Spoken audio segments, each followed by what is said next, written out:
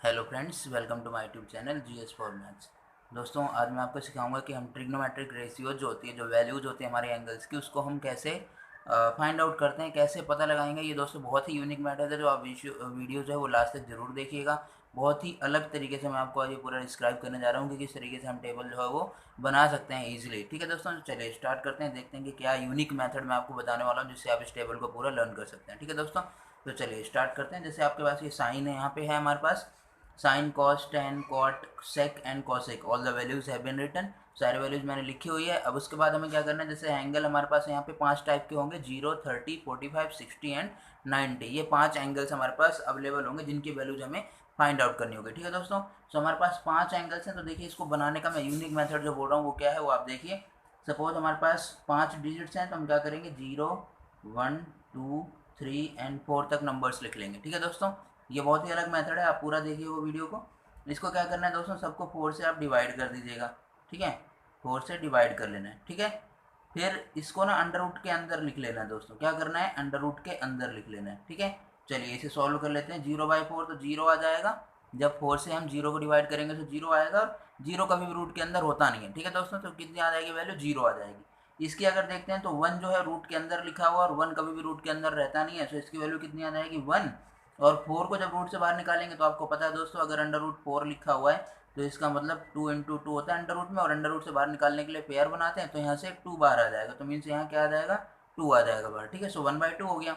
Next, 2 जो है ये रूट के अंदर रहेगा, और लेकिन 4 जो है वो बाहर, जैसे यहाँ पे हमने निकाल लिया था, ये भी बाहर आ जाएगा। सो कितना आ जाएगा, 2। और आप इसे ऐसे भी कर सकते हैं, ये अंडर रूट 2 से ये कट जाएगा, तो इसकी वैल्यू 1/√2 आ जाएगी। दोस्तों कैसे, वो मैंने आपको बताया इससे पहले भी कि 2 अगर है जैसे, तो उसे हम under root 2 into under root 2 करके लिख सकते हैं। ठीक है, सो ऊपर हमारे पास क्या था, एक अंडर रूट 2 था, तो इस अंडर रूट 2 से ये कट गया, तो ऊपर बचा 1 और नीचे अंडर रूट 2, तो इसे हम 1/√2 लिख सकते हैं। ठीक है, फिर नेक्स्ट अंडर रूट 3, रूट से क्योंकि बाहर आएगा नहीं, और 4 को जब निकालेंगे तो यहाँ से 2 आ जाएगा। ठीक है, और ये कट जाएगा पूरा 1, और रूट के अंदर जब कभी 1 होता है तो 1 हमेशा बाहर आ जाता है, रूट के अंदर नहीं रहता। ठीक है दोस्तों, तो ये हमारी वैल्यूज आ गई, और ये वैल्यू आप एज इट इज उठा के साइन में पुट कर देंगे। कहाँ पुट कर देंगे, साइन में। ठीक है दोस्तों, चलिए इसकी वैल्यूज हम साइन में पुट करते हैं। तो पहली वैल्यू हमारी कितनी थी, 0, तो 0, साइन 0 की वैल्यू 0 हो गई। साइन 30 की वैल्यू 1/2 हो जाएगी। साइन 45 की वैल्यू 1/√2 हो जाएगी। साइन 60 की value under root 3/2, under root 3/2 हो जाएगी। और नेक्स्ट, साइन 90 की वैल्यू कितनी हो जाएगी, 1। ठीक है दोस्तों, तो ये तो हो गया हमारा साइन का। देखो, आपको लर्न करने की कोई भी जरूरत नहीं है, आप ये टेबल अभी जब आप प्रैक्टिस करके अगर देखेंगे इसे, तो आप मुश्किल से 2 मिनट के अंदर ये पूरी की पूरी टेबल प्रिपेयर करके रख देंगे। ठीक है दोस्तों, तो चलिए देखते हैं। ये तो हो गया हमारा साइन का। अब क्या करना है, कॉस के लिए हमें क्या करनी है, साइन की वैल्यू जो इधर थी 90 से, जैसे हम इधर 0 से 90 गए थे, आपको 90 से 0 में पलट देनी सारी वैल्यूज। मीन्स जो 90 थी वो 0 पे आ जाएगी कॉस के लिए। ये बना इधर आ गया, अभी अंडर रूट 3/2 यहाँ आ जाएगा। फिर 1/√2 अपनी जगह पे रहेगा। ये 1/2 यहाँ था, ये इधर आ जाएगा 1/2। 0 उधर था, 0 इधर आ जाएगा। ठीक है दोस्तों, तो आपने देखा ये साइन और कॉस की तो बिल्कुल ईजी निकल गई है, क्योंकि जनरली दोस्तों अगर आप देखोगे तो साइन, कॉस और टेन, ये 3 ऐसी वैल्यूज होती हैं जिनका जनरली बेसिकली जो है यूज ज़्यादा होता है।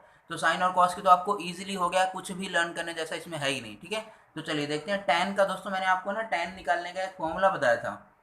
टेन थीटा निकालने का फॉर्मूला था हमारे पास, क्या था, sine theta divided by cos theta. पढ़ाया था दोस्तों मैंने, इंट्रोडक्शन में ही आपको बताया था इसको। ठीक है, सो जैसे हमारे पास यहाँ पे निकालना है टेन 0 डिग्री, तो क्या करेंगे, साइन टेन 0 निकालना है, तो साइन 0 डिवाइडेड बाय कॉस 0 करेंगे। ठीक है, साइन 0 की वैल्यू कितनी है, 0 और डिवाइडेड बाय 1। तो जब हम 0 और डिवाइडेड बाय 1 करेंगे, तो दोस्तों मैंने बताया था 0 से किसी भी नंबर को अगर हम, मतलब 0 को किसी भी नंबर से अगर हम डिवाइड करते हैं, जैसे 1 से डिवाइड करो या 2 से करो, अगर ऊपर न्यूमरेटर में आपका 0 है तो उसका आंसर जो है वो हमेशा क्या आएगा, 0 आएगा। तो चाहे इससे 1000 से डिवाइड कर लीजिए, अगर ऊपर आपका न्यूमरेटर में 0 है तो आपका आंसर 0 ही रहेगा। लेकिन अगर इसे मैं ऐसे कर लूँ दोस्तों, 1/0, तो अगर डिनोमिनेटर में 0 है तो ये नॉट डिफाइंड होता है, इसको हम डिवाइड कर ही नहीं सकते। ठीक है दोस्तों, नॉट डिफाइंड, आप इसे इन्फिनिटी के साइन में भी लिख सकते हैं। ठीक है, तो चलिए देखते हैं टेन 0 का जैसे हमारा कितना आ जाएगा, 0 डिवाइडेड बाय 1, तो कितना आ गया आपका, 0 आ गया। टेन 0 की वैल्यू कितनी आ गई, 0 आ गई।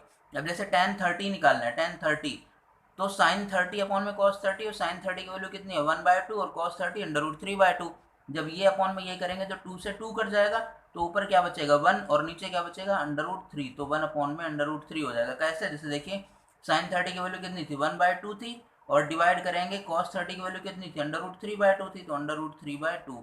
तो दोस्तों हम इसे ऐसे लिख सकते हैं 1/2, और जब इसका रेसिप्रोकल करेंगे तो 2 ऊपर और √3 नीचे, 2 से 2 कट गया, कितना बचा यहाँ पे हमारे पास 1 ऊपर और √3 नीचे, सो 1/√3 हो गई वैल्यू। ठीक है, सेम यहाँ पे 1/√2 से 1/√2 कट जाएगा तो पूरा पूरा कितना आ जाएगा 1।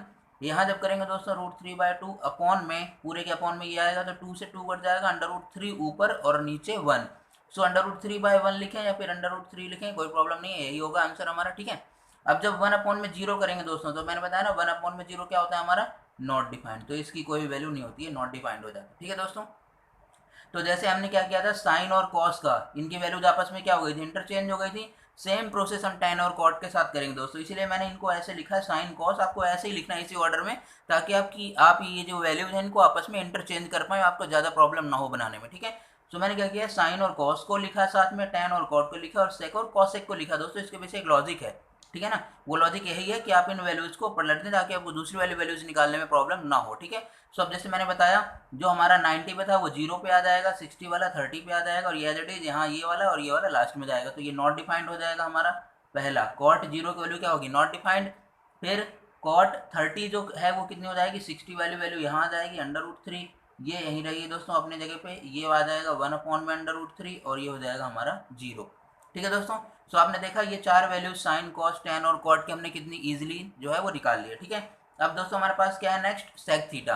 सो दोस्तों हमारे पास मैंने सेक थीटा के लिए भी आपको बताया हुआ था, सेक थीटा आप लोगों को मैंने बताया था कि किसका उल्टा होता है, 1 अपॉन में cos थीटा, मीन्स अगर आप cos थीटा का रेसिप्रोकल कर देते हैं तो आपको क्या मिलेगा, सेक थीटा मिल जाएगा। ठीक है दोस्तों, जैसे सपोज हमें सेक 0 निकालना है तो क्या करना पड़ेगा, अगर मुझे सेक 0 निकालना है दोस्तों, सेक 0 डिग्री, तो उसके लिए क्या करना पड़ेगा, 1 अपॉन में cos 0 डिग्री करना पड़ेगा। सो 1 और अपॉन में cos 0, cos 0 की वैल्यू कितनी है 1, सो 1 अपॉन 1 मीन्स कितना आ जाएगा 1, तो हमारे पास सेक 0 कितना हो जाएगा 1 हो जाएगा दोस्तों।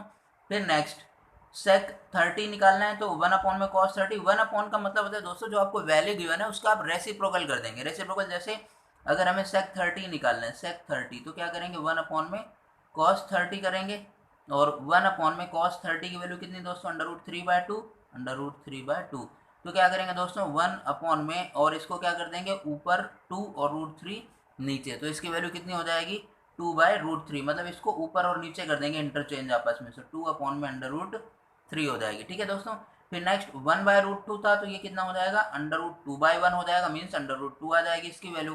फिर नेक्स्ट ये कितना था 1/2 था दोस्तों, cos 60, तो sec 60 कितना हो जाएगा 2/1 हो जाएगा, मीन्स 2।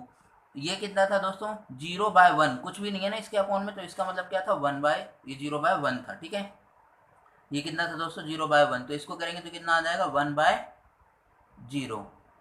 ठीक है, सो ये कितना हो जाएगा दोस्तों, नॉट डिफाइंड होगा, ये क्या होगा, नॉट डिफाइंड होगा, तो इसकी वैल्यू क्या हो जाएगी आपकी, नॉट डिफाइंड। ठीक है, सो ये हमारी देखो सेक की वैल्यू निकलेगी। फिर वही रूल जैसा कि मैंने बताया, ये इसीलिए मैंने यूनिक मेथड से आपको बताया इन वैल्यूज को जो मैंने साथ में लिखा है, सो अब इनको हम इंटरचेंज कर देंगे, ये हमारा क्या हो जाएगा, नॉट डिफाइंड हो जाएगा, cosec 0, फिर ये 2 था ये यहाँ आ जाएगा, ये √2 आ जाएगा, ये 2/√3 हो गया, और ये 1 हो गया। ठीक है दोस्तों, तो देखिए आपकी पूरी टेबल देखो कंप्लीट हो गई। और आप दोस्तों ये तो मैंने आपको समझाने के लिए बनाया था, इसलिए वीडियो आपकी 8-9 मिनट की हो गई है, लेकिन जब दोस्तों आप इसे 2 बार 3 बार बना के देखेंगे खुद से, तो आप बहुत ही ईजिली इसको आराम से बना पाएंगे, 2 मिनट भी टाइम नहीं लेती, 1 मिनट के अंदर अंदर आप इसे बना सकते हो। ठीक है दोस्तों, सो आपको कोई सी वैल्यू लर्न करने की जरूरत नहीं है, आप ये पूरी की पूरी टेबल देखा आपने कि आप एग्जाम में भी अगर आप चाहें तो इसे इजीली बना सकते हैं। लेकिन दोस्तों मैं यही रिकमेंड करूंगा आपको कि आप साइन कॉस और टैन की एटलीस्ट वैल्यू जो है वो आप लर्न कर लेंगे तो आपके लिए ज़्यादा बेनिफिशियल रहेगा, आपका टाइम बचेगा।